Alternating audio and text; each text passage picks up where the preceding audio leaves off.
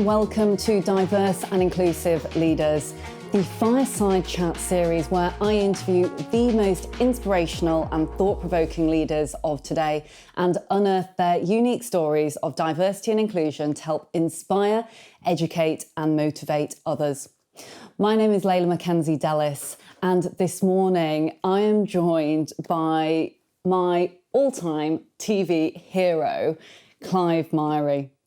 As Clive has to be impartial when he's on the BBC, obviously can't give any of his personal viewpoints. I'm obviously not a BBC presenter, so I can say what I think, but Clive, to me, honestly, is the best news presenter that I think the UK has. And so I'm so excited to have him on the show today to find out more about him, his background, and dig into a number of different topics around diversity and inclusion. Clive, as I'm sure you all well know, is a very experienced journalist and TV presenter and world affairs correspondent. He's had over 2 decades worth of experience working within the media for the likes of the BBC, and he covers everything from US politics, actually talking about all 4 of the US presidents when they went into office, including Barack Obama. He covers everything around the world from wars in Iraq and Afghanistan, and also has regular features on BBC Radio 4. Welcome to the show, Clive. It's great to be here, Layla. Thank you. Thank you so much for joining us. Honestly, it's an absolute honour and a privilege to have you here in your very, very busy schedule. I wondered whether we could just kind of start off talking a little bit about your personal background. Because obviously from Bolton, you studied law, which is very, very different from what you're doing now. And I wondered whether you could share with some of our viewers and our listeners, the young Clive and what it was like growing up in Bolton and your family. Yeah, gangly young Clive, all arms and legs. Born in Bolton. My parents are from Jamaica. They came to this country in the early 60s, and I was the first of their children born here in the UK. And I was born in 1964, and had a fantastic home life. I was very, very lucky, actually. We're from a close, tight-knit family. And something that was made clear to us kids growing up in a new land away from where my parents were born and where they grew up, was that they didn't travel 6,000 miles for us all to turn out to be bums. So we had to work at school and get our grades and do well. And it was a strict upbringing from that point of view. But I love my school days. I went to a local grammar school in Bolton and always wanted to get into journalism. But I love sport as well, played a lot of cricket and football, and had a very, very happy childhood, actually. And that was a really good grounding for a lot of the things that have happened in the rest of my life. And coming across impoverished communities, individuals that are having problems, people fleeing war and suffering anywhere in the world, made me realise, and still makes me realise, what a lucky childhood I had. So I'm very grateful to a wonderful family for that. How fantastic. And obviously you studied law, but you and again, watched a number of your interviews, have seen that actually you always really wanted to be in the BBC. Talk to me a little bit about the work that you're doing, at present, the work in the BBC, and whether even doing a law degree has actually impacted that. Well, it's interesting actually because as I say, I'm that classic second generation immigrant. The first child born in a foreign land, miles away from where your parents came from, and they came to a country that was inhospitable in terms of racism, which is the experience, is that classic Andrea Levy small island story. You come here and you get abuse. You come here and it's bloody freezing. You've come from a beautiful Caribbean island, but there's no work there. So you come here and you try to make a new life. And as I say, people like that don't fly all that way around the world for their children not to amount to something. So of course they wanted a lawyer or a dentist or a barrister, solicitor, whatever. And so I studied law, and I did have an interest in it, but I never really wanted it. But I think, to be honest with you, it was a good grounding for journalism, you know, being able to sort of deal with complicated issues, boil them down to an understandable level, and to be able to translate what it is you've boiled down to a wider audience, which is what a barrister would have to do every day. For a jury. And I went to the University of Sussex. I studied law there. But at the same time, having grown up in Lancashire and seeing the likes of Alan Wicker, I'm sure a lot of the people watching this have no clue who he is, but he was a guy who made documentaries all over the world, just giving people a slice of life of what it is, what it means to be a Japanese geisha, or someone having plastic surgery in California in the 1970s. I mean, you know, you can get it done in the high street now, anywhere in the world, but this is the Walk in, 1970s. Yeah. I mean, you know, it's a classic bit of reportage. And, you know, sort of other figures like Sandy Gall and, you know, running around on horseback in Afghanistan. And, you know, I grew up with these figures and they all seem to be having an amazing time. And I'm, you know, this little gangly kid in Bolton, and I'm seeing these different windows on the world, and I'm thinking, I want a bit of that. But the crucial mentor for me, simply by doing his job, I didn't know who he was Sir Trevor McDonald, because I saw that he was doing all this stuff that Alan Wicker was doing and all that, but he looked like me. And he sounded a bit like my mum. I thought, and I'm like 8, 9, 10 here. If he can do it, maybe I can do it. And I had a paper round, and I'd be delivering the Sunday Times or, you know, the Observer and all that kind of stuff. And I'd, you know, I would consume the product. So I pretend to be reading the news at home at the age of 8. You know, my kid sister will, you know, back all this up and frequently does in public, which can be embarrassing. But it just felt like an interesting way to make a living. And these people who were doing it seem to be having so much fun. So that was always in my mind. But at the same time, you've got this competing narrative of get a proper job. I didn't fly 6,000 miles around the world for you to mess around, blah, blah, blah, blah. Studied law, but did stuff at university, you know, writing articles for local magazines and doing stuff for the radio station at Radio Falmer, as it was, the campus radio station, and got into journalism that way. So straddled both. But you know, even at the age of, so when did I graduate? I would have been 20. I went to university relatively early because of my birth date. I graduated when I was 20, barely 21. And at that point, thought I'll take a year out, want to get into journalism, but I can't not get into journalism and not have anything else. So I applied to the Middle Temple to become a barrister, and I got a place. But I applied to the BBC at the same time. And I got the acceptance in April for the Middle Temple. And then it all hinged on whether or not I'd got into the BBC. So it literally was like that, because I'd taken a year off and my parents were like, no messing around, mate, you've got to do something. You've had a year off, you can't mess around.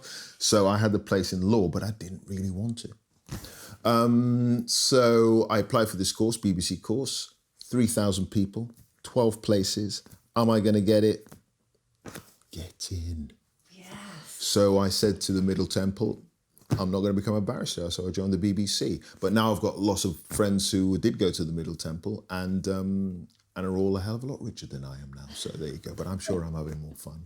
Absolutely. But that was basically it. You know, it literally was that close as to whether or not I got into journalism. So Clive, you had this fantastic almost juxtaposition of two opportunities, the BBC and also going into law. Talk to me about the decision-making process. I guess it was perhaps quite easy to make. It was, and I made the decision that journalism was what I needed. It was great to be able to have the option, and a lot of people don't. So I could decide what I wanted to do, and make my life in that, and I've never regretted that decision. I mean, for a while, my parents, I think, were disappointed. I don't think there's any question about that. And journalism has never really been seen as, a profession for gentlemen or gentlewomen. We're regularly sort of lumped in with politicians and estate agents and lawyers, actually, at the bottom of the pile when it comes to popularity stakes. But I think my parents are okay about the decision now, 30 odd years later. Oh, I bet they're ever so proud now. I hope so. Yeah. That's I'm fair to absolutely sure that they are. And it was really interesting what you said before about some of the idols that you had when you were growing up, 8, 9, 10 years old, reading the papers and everything like that, the young gangly Clive, which I'm picturing now. But I wonder, because you famously talked about Sir Trevor MacDonald a number of times, and he looked like you, sounded like you. Talk to me about the importance of that representation piece, because obviously there was not many black presenters on the BBC, certainly, up until the point that really there was Sir Trevor MacDonald, then obviously yourself, who paved the way. I mean, having that kind of role model, and as I say, they don't necessarily know themselves they're being role models. They're simply doing their job, but they are leading by example, and that is so important for a young person and for any young mind. You have these dreams, and you hope that at some point they're going to come to fruition. But you also want to be told when you're younger that those dreams could come to fruition. And seeing someone in that position is proof of that, hopefully. So I've spoken to him many times over the years and interviewed him on a number of occasions. And he knows how important he has been to my development and to me as a journalist. I think the sad thing is that, apart from, say, Moira Stewart, myself now, Charlene White, it's still a handful of black frontline presenters, and also a handful of black frontline correspondents, who are doing the big stories. There's still obviously a lot of work that needs to be done in that department. Clearly not just at the BBC, but elsewhere too. I couldn't agree more. And you're so right when you talk about, kids and young people who are very influenced by what they have around them. If they don't see someone who in some way, shape or form represents them, or that they feel they could be like, then it's very hard to almost picture yourself in that type of role or position in power if we're talking business. Exactly. You need a living example that your dream can come true. And that's what, Moira and Sir Trevor were to me. They were living examples of the possibility of my dreams becoming reality. And that's very, very important. And now it's, when I got into frontline journalism, particularly at the BBC in network news, there weren't that many women. I mean, Kate Adie had just about got onto the map, but essentially the women who were reporting, they were doing, Summer Fates or, very soft stories. There were no frontline female major correspondents covering wars or trauma or natural disasters or whatever. So I came into the business when diversity really was not. It wasn't that it was a dirty word, but it just wasn't happening. So it wasn't just black people; it was women, it was Asians. It was a whole host of different sections of society that were not being represented by the people who were telling the stories of what it means to be British, what it means to be a human being in this country or anywhere else in the world. And that diversity, as we all know, matters. Mm-hmm. Indeed. And what do you think the main dangers are, aside of the fact that actually it's costing business and society a lot of money, actually, because all the statistics point now to McKinsey reports and everything like that, that if there was increased diversity, certainly in higher levels of business and wider society, well, we would be making a positive difference. But also there's a business case, because it it equals greater profit and therefore greater success? Sure. I mean, why would anyone not want the best people and as a result the widest talent pool to choose from for their business? It could be the black person down the street who's the best person for your business, or the woman, or whatever. It's not necessarily going to be, potentially, the white guy. So why limit yourself? Open yourself up, open up the opportunities that you have, and therefore have a wider talent pool to pick the best people. And if you have the best person, you're going to get better business, or your company might thrive more if you've got the right people in place. So it's like a no-brainer now, but that wasn't the case when I got into journalism. It was that there was a belief that stories needed to be told, a subconscious belief by the dominant player within society, and that was, a Caucasian male.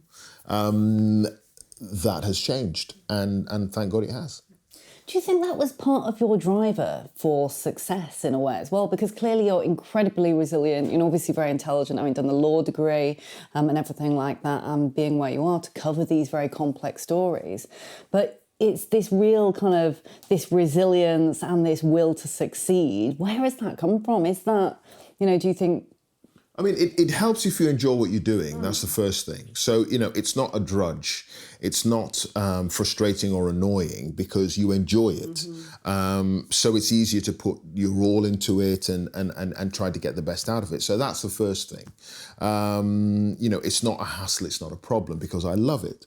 But at the same time, if you want to succeed, you have to put in the hours and you have to work, and that's the case with anyone. I mean, Roger Federer has the most exquisite backhand, but that guy is spending day in, day out on the training court perfecting that backhand. Beckham can bend it round a wall because he's spending all day on the training pitch doing it. You've got to work at anything you do in order to make it look as if it's easy.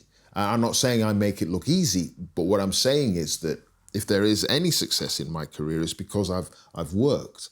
And, you have to do that. No one hands you anything on a plate, and neither should they. You've got to work and you've got to prove yourself. Yeah, sorry.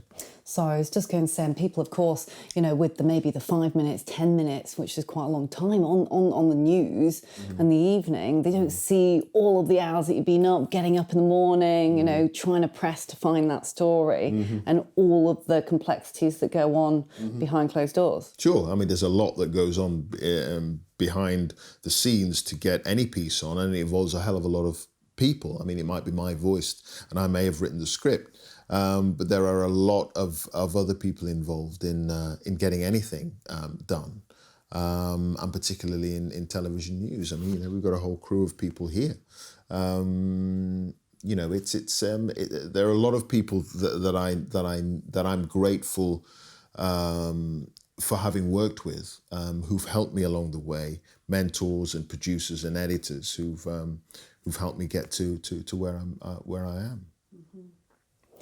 And just moving on to other aspects of diversity and inclusion, because of course diversity and inclusion, it's such a broad subject. There's so many things that fit into that, not just ethnicity, gender, LGBTQ+, etc., but mental health is one that I think is absolutely critical within that spectrum. And it got me thinking, because obviously you're working in these, far-flung places all around the world, covering incredibly difficult tragedies a lot of the time. Has that ever had an impact on of course it has an impact on you personally, but mental health is such a key subject. Has it ever impacted your mental health? And, perhaps you could talk to me a little bit more about that. Sure. I mean, it's an issue that employers, and particularly in journalism, and the emergency services as well, are taking much more seriously now, in a way that when I got into journalism, that wasn't the case. And the possible impacts of going to a disaster a natural disaster or a war zone, what that can do to the first responder or to the journalist covering that story. And, you know, I have colleagues who have suffered from post-traumatic stress as a result of what they've seen and what they've experienced. I haven't had anything as deep and long-lasting as that. But images stay in your mind, you know, of horrible incidents and nasty events, and you know, sometimes it's difficult to shake those images.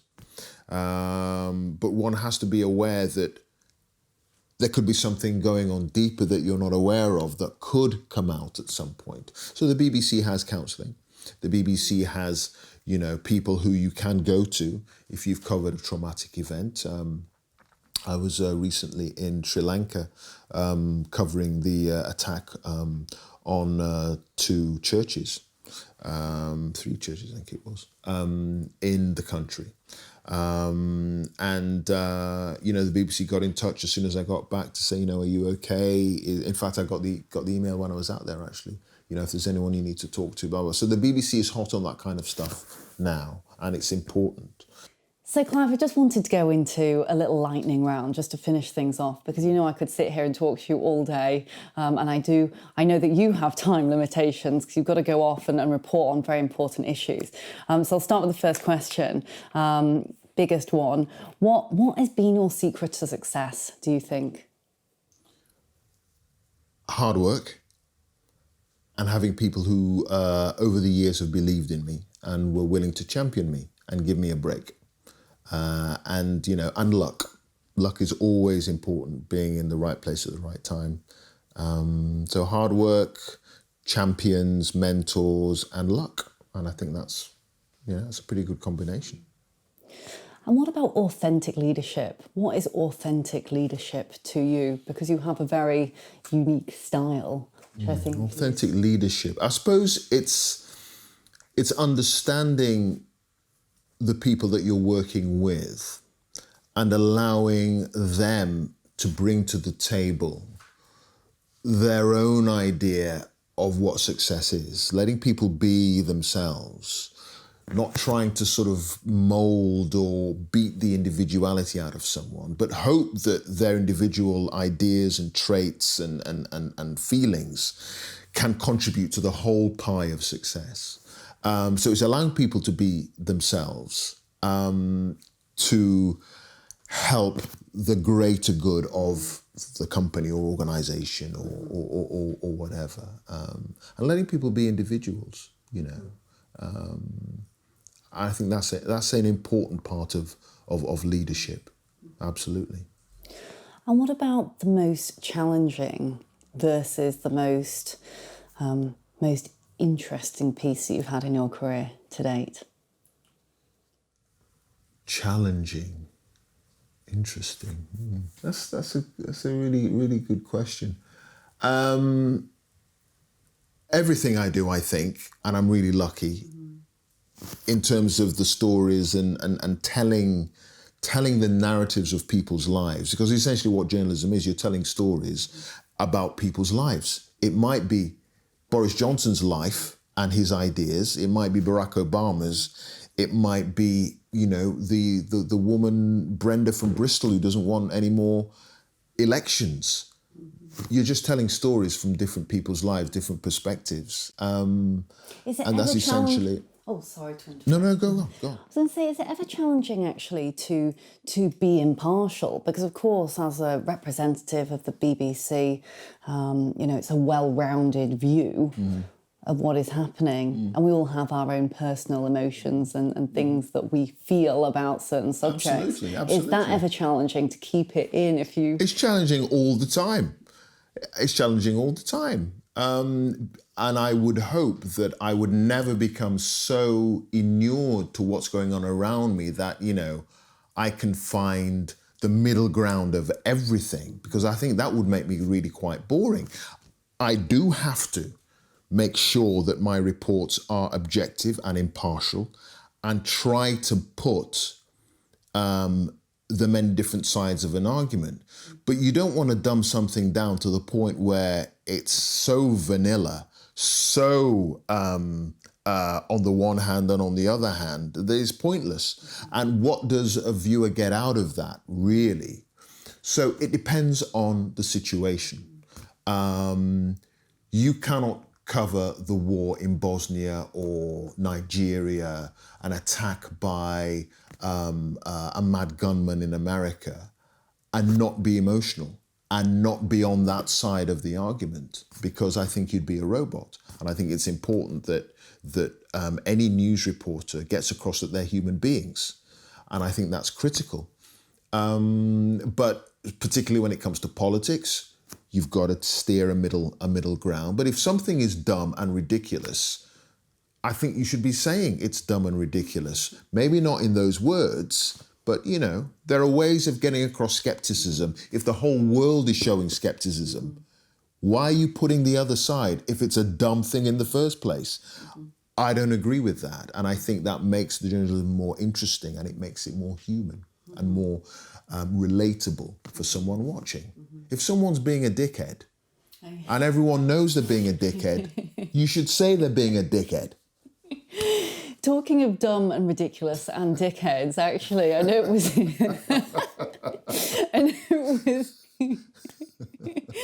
I like that we're moving on to something more light-hearted, though, because obviously we've talked about a lot about, kind of other deeper subjects.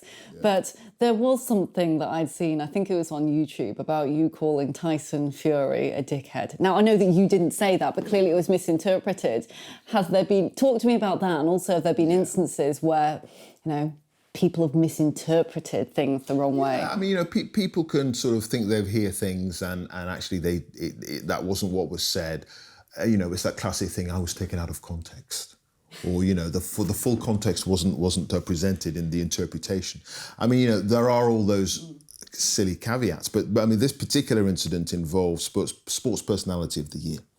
And I was chairing a discussion late in the evening with someone, and there'd been an interview in the Daily Mail a few days before with Tyson Fury, the boxer. Now, I love boxing. Much preferred it when I was growing up.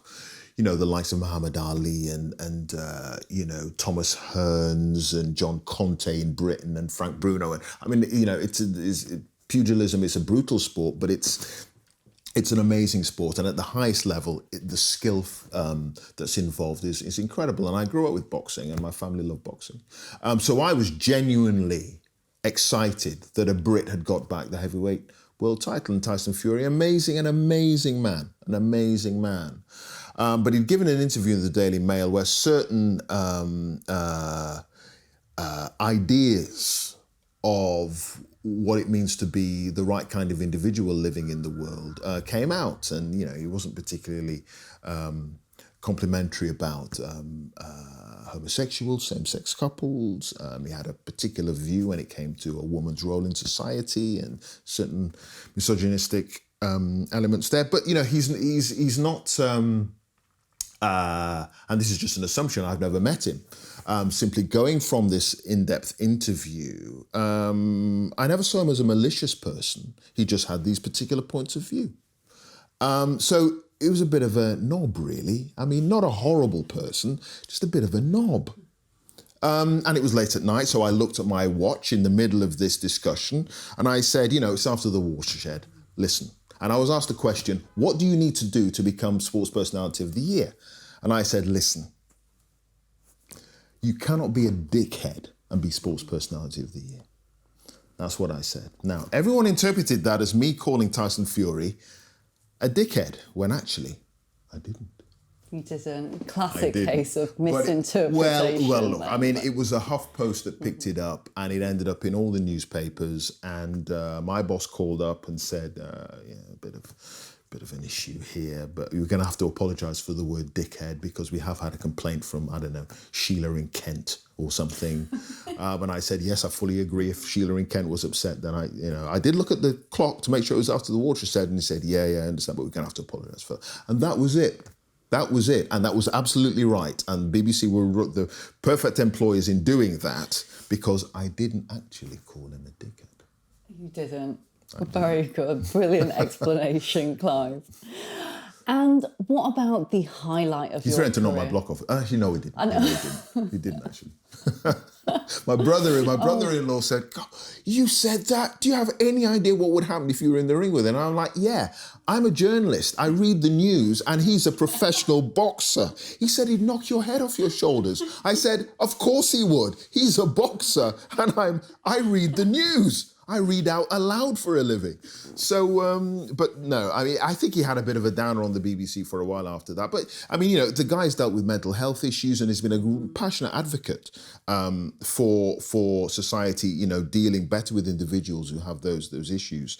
And on so many levels, he's a model human being. But at that particular moment in time, after the interview he gave,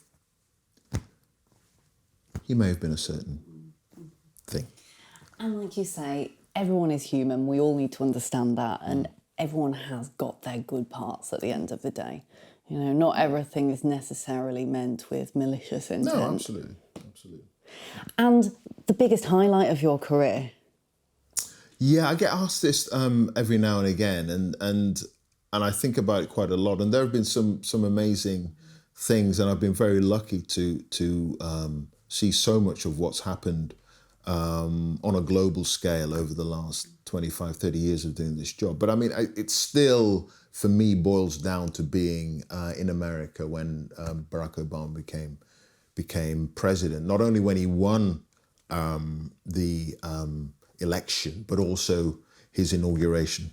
Freezing cold day in January, 2009, after the election in 2008. And that was an amazing moment because, I mean, I'd covered several stories when I was Washington correspondent and based in Los Angeles. You covered all 4 presidents, didn't you? Well, I've covered 6 presidential elections since Bill Clinton in '96. And I was there in 2016 when Donald Trump won. And I love America and I love American politics. It's fascinating. And that juxtaposition between what America would want to be, the ideals in the Constitution, and the reality where it so often falls short, that juxtaposition is absolutely fascinating. And endlessly fascinating for me. So I go back there regularly and do reports from time to time. But to see an African American become president after the stories that I'd done in the South and riots and police brutality and all that kind of stuff was amazing, absolutely amazing. Momentous. So that still is a high point for me, really. And last question before we wrap up today. Is there any advice that you would have given the young, gangly Clive growing up in Bolton now? Yeah, not to have listened to my teacher when I was doing my options at O-level. And it was a toss-up between physics and French. Interesting. And he said, physics, do the physics. Don't want to, should have been French. And I've never, I speak a tiny amount of a number of languages, but I don't speak any language well. And I think if I had done French, I hope that would have got me into the mindset for languages. And traveling around the world as often as I do, it's appalling that I don't speak anything, particularly fluently. And that's actually been, and it's, look, if I made the effort, I suppose, and I did evening classes or something, but just that sense that you can get underneath the skin of a culture or a country or a story in a particular place, if you speak the local language. That's something that I do regret, actually. I do regret, and I've just never had time to be able to pick all that up again. You just work as hard as you can and be as kind and as nice to people in your job and afford people the kind of civility that you would hope to get back in return. And I think that's a really important thing as well. We're all trying to survive on this earth, And, you know, you might as well try and make it as pleasant as possible for anyone that you come into contact with. So, what a lovely note to end the show on. Thank you so much, Clive, for being with us today. It's just been a joy. It's been absolutely fascinating. So thank you ever so much indeed for sharing all of those personal stories with us. My pleasure, my pleasure. My name is Layla Mackenzie Dallas, and you've been listening to Diverse and Inclusive Leaders, the Fireside Chat and Thought Leadership series with Clive Myrie. I've learned such a lot from sitting down and having a chat with Clive. And I can say he's even better in person than he is watching him on the TV. And I think if, there's someone who's a real testament to working so hard and being resilient and making sure that you don't always take notice of what other people say and really focus on your goals. This is, the proof is in the pudding with Clive. And so if you've tuned in today and kind of, and anything has affected you or you want to talk further about it, please do get in touch. I think Clive is, a fantastic example of someone who's really made it. And I think all of the key points about representation in the media, the hard work, the resilience, and really, all in all, being kind, because at the end of the day, we are all human beings trying to survive on this planet. Thank you so much for tuning in. Please do visit us at www.darglobal.org. We'll be making this into a podcast, so you can tune in on Apple and also onto our Dial Global YouTube series. Thanks so much. Thank you so much for watching the Diverse and Inclusive Leaders podcast. Please do feel free to hit the like button below, or if you'd like to receive future notifications, do ping the notification bell here at the side. If you're interested in the audio version only, you can find it on the following streaming platforms. Any extra info and descriptions will be in the links below. Look forward to seeing you soon.